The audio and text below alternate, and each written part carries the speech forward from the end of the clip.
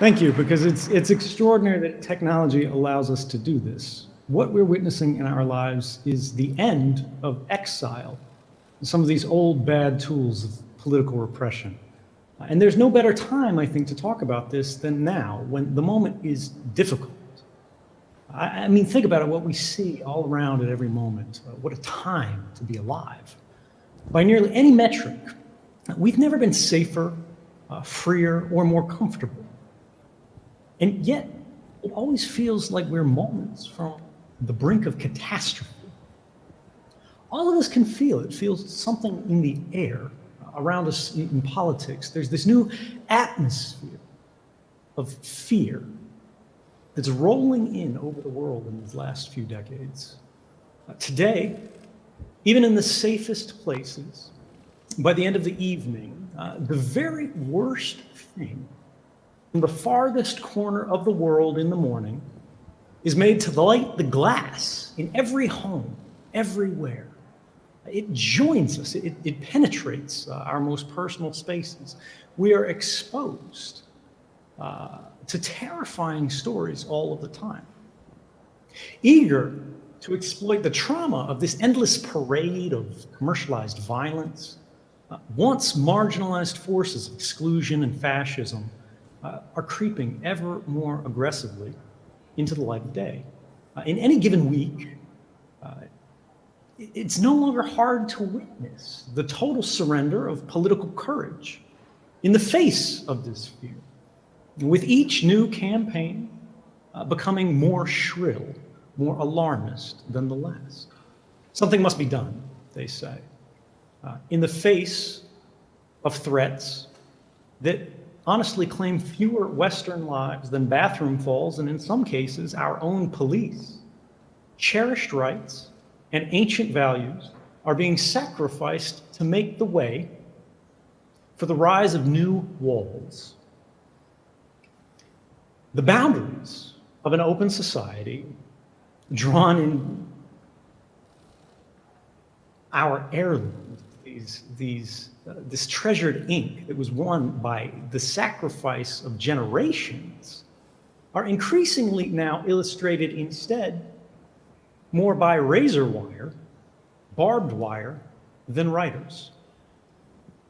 The stateless and the dissidents who once gave rise to nations like the United States now find upon arrival black barriers more often than golden doors. Here we are, suddenly. We're living in a world of checkpoints, and not just for refugees. Your association and movements are investigated and recorded more perfectly by sitting in this room with a phone in your pocket than any search of your actual home could possibly achieve. I sat at that desk. I used those tools. I typed in the names. Your loves and hopes are instantly crystallized and shelved. They're archived the instant they blossom with nothing more than a vague promise from the authorities that these things won't be looked at, except in compliance with even more vague regulations. Now, this is not something that simply doesn't matter. It's not something we can wave away. We can't say, oh, if you have nothing to hide, you have nothing to fear, because privacy isn't about something to hide. Privacy is about something to protect. It's about the right to the self, the right to a free mind. It's the ability to be different without being judged so long as you're not causing anyone harm. It's the ability to drive society forward by trying something new. Perhaps there are laws that say they can monitor us. Perhaps there are laws that say it doesn't matter whether or not you're doing anything wrong, your records should still be collected.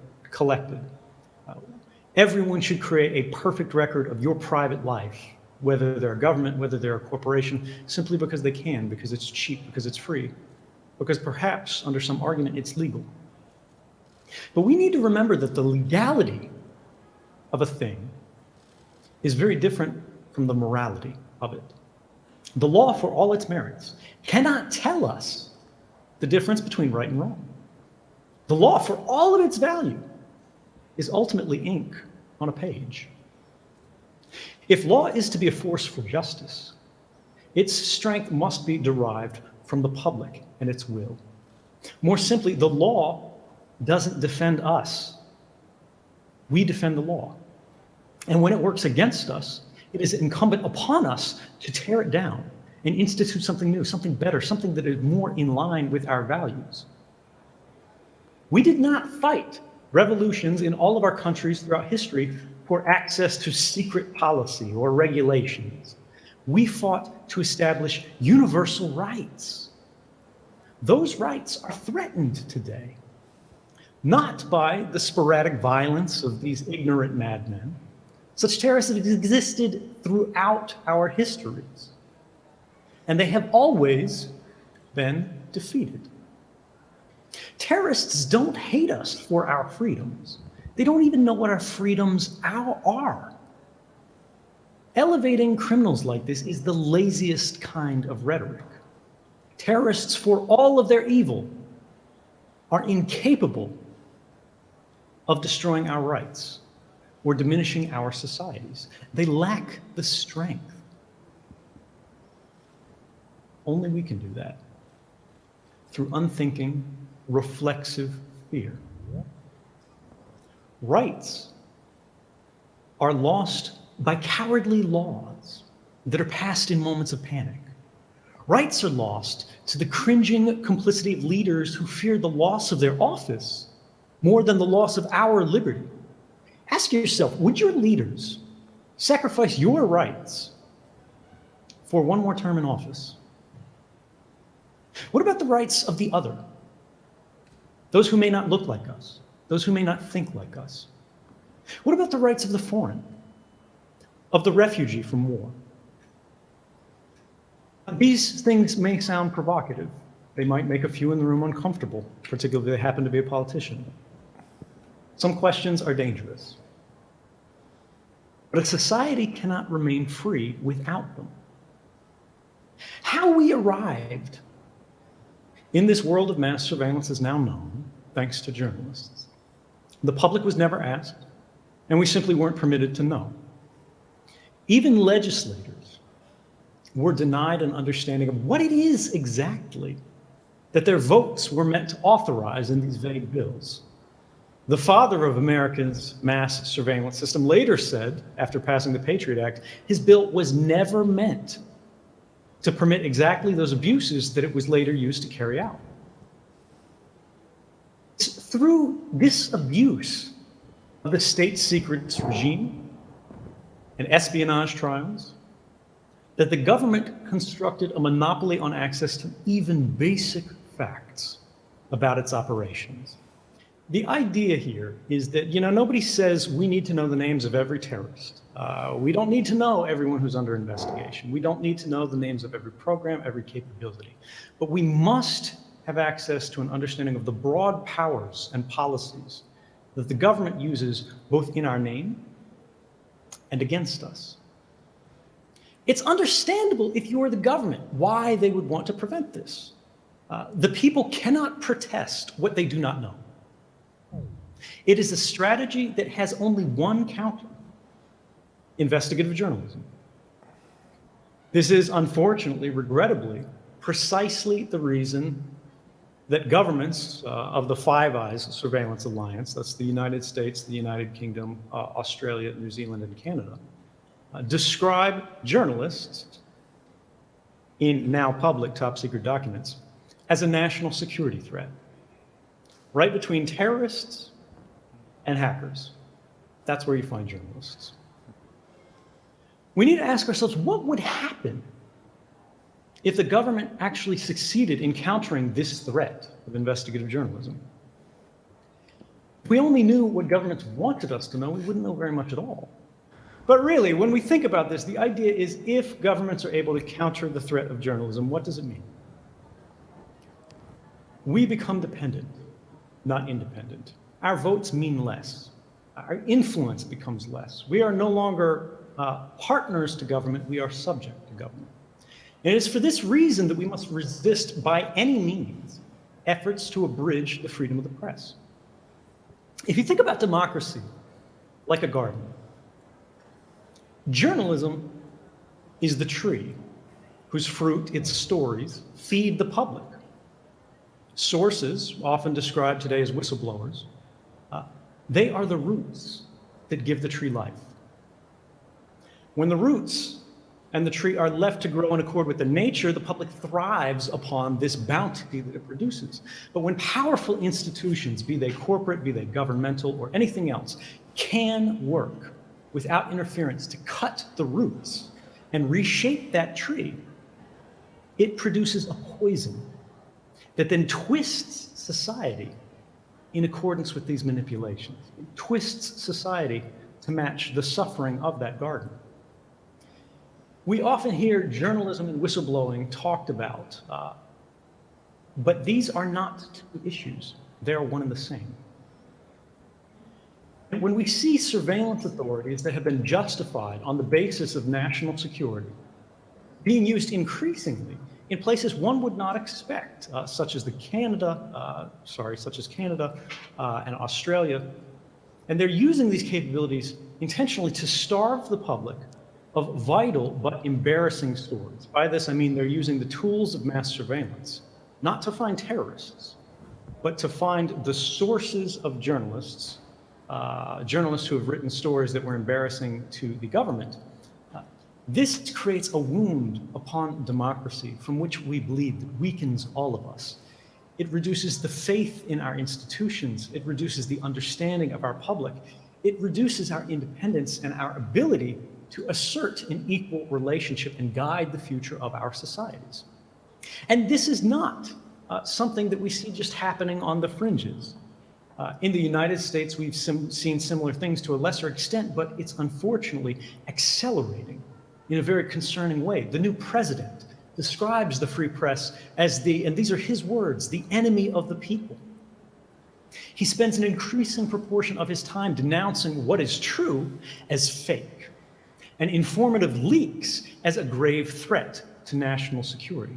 But let there be no mistaking the true intention behind any crackdown on leaks, on talking to the press from a man who routinely gossips about the most highly classified information in the most reckless manner. Prosecuting the sources of journalism cannot produce a safe society. And this is not something that we see just happening on the fringes. In the United States, we've seen similar things to a lesser extent, but it's unfortunate. Sorry, we had a little bit of an echo problem there. Let me see if we can get back on track. A quiet society is not a democratic one. Democratic societies are unpredictable. They are at times riotous. They're at times heretical. They question orthodoxies. They question relationships because they are free. They are constantly evaluating their state of being, evaluating if it meets their needs, if this is the kind of world that they want to have for themselves and to pass for their children. Now, autocrats know all too well that openly sort of entering into this garden of our democracy to cut down that tree in the perfect light of day is a recipe for protest. And it is for exactly this reason that they instead come in the night to cut at those roots, to carve at the sources behind the stories.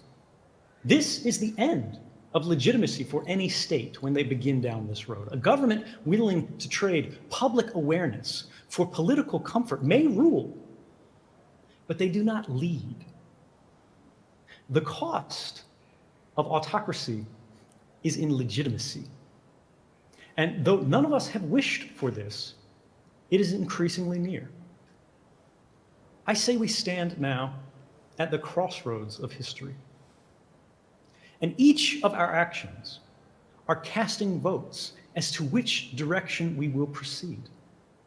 All of us can see the path that has been laid out for us, that is paved with fear.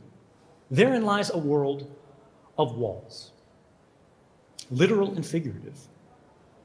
The policing and surveillance of our speech, whether we are criminals or innocents.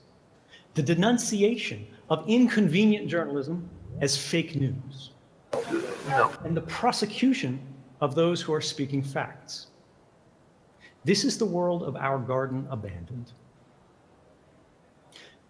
But this path of fear is not inevitable. At each moment, when we wake up, when we progress through the day, we have a chance together to turn away from fear. In a world where we are constantly terrorized by our reaction to the world, we are not rational, we are not thinking, we are not leading, we are led. We are not in charge, we are subordinate. Something does have to be done, ladies and gentlemen, and that thing is to be brave. We can banish fear from our politics. We can drive it from our homes. We can tear away the wires separating our countries, our societies, and increasingly crossing our internet. And this need not be rhetoric, ladies and gentlemen, I have to say. This is something you can take to the bank from a man who is overcoming exile right now by transforming, even for a moment, into a machine. We have new technologies, new capabilities to enforce human rights through new means. Within our lifetimes, for every silenced voice, we can make 1,000 more rise. Please let the next one be yours.